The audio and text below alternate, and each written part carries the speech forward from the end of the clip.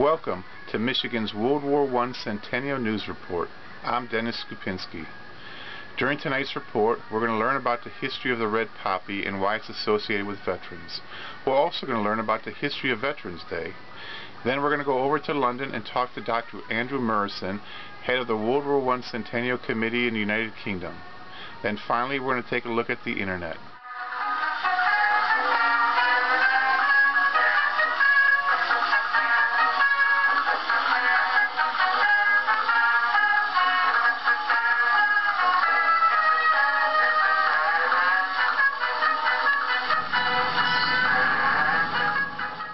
On November 11, 1919, veterans marched through the streets of Detroit.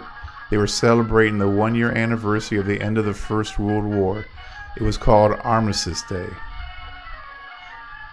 Armistice Day was a day dedicated to the causes of world peace and to be thereafter celebrated and known as Armistice Day. Armistice Day became a legal holiday on May 13, 1938. After World War II, Congress decided on June 1st, 1954 to include all veterans, and now it's named Veterans Day.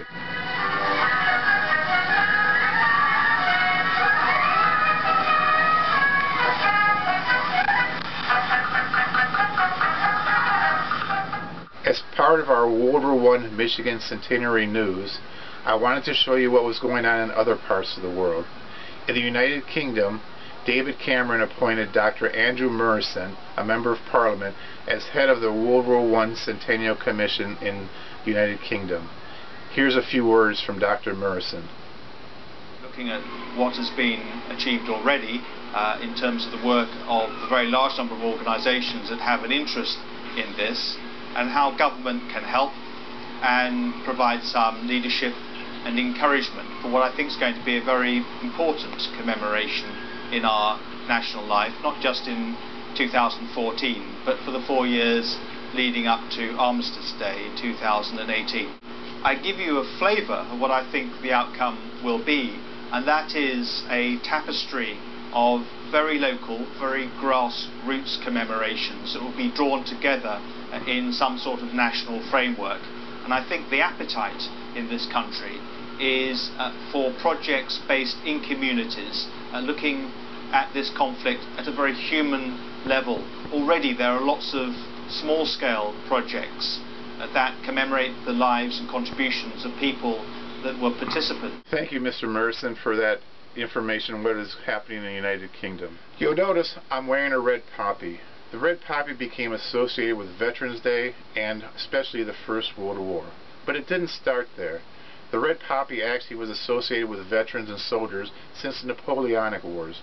A writer back then wrote about how he found poppies growing on the graves of soldiers in the battlefield.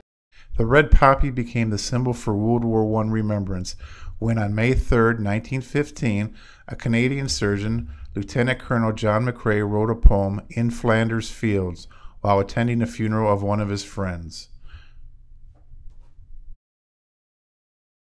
At the end of the First World War, a professor at the University of Georgia named Moyna Michaels conceived the idea of wearing poppies as a symbol of remembrance for those who served during the First World War. After the war was over, Professor Michaels taught a lot of disabled servicemen. Realizing the need to provide financial and occupational support for these servicemen, she pursued the idea of selling silk poppies as a means of raising funds to assist disabled veterans. In 1921, her efforts resulted in the poppy being adopted as a symbol of remembrance for the war veterans by the American Legion Auxiliary. Known as the Poppy Lady for her humanitarian efforts, Michael received numerous awards during her lifetime. In 1948, the U.S. Postal Service issued a commemorative stamp honoring her life.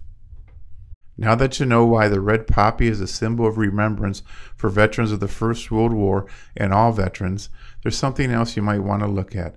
On the web at Wikipedia, they have Operation Great War Centennial. They have a number of topics there that you can either contribute to or you can simply look up and find out information on. Something else that's on the web is the World War I Research Institute. It's at St. Helena High School in St. Helena, California.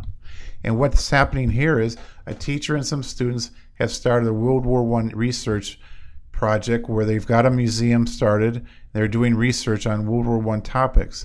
This is an excellent example of high school students doing something out of the ordinary, and also could be a great project for clubs, libraries, or museums to get students involved.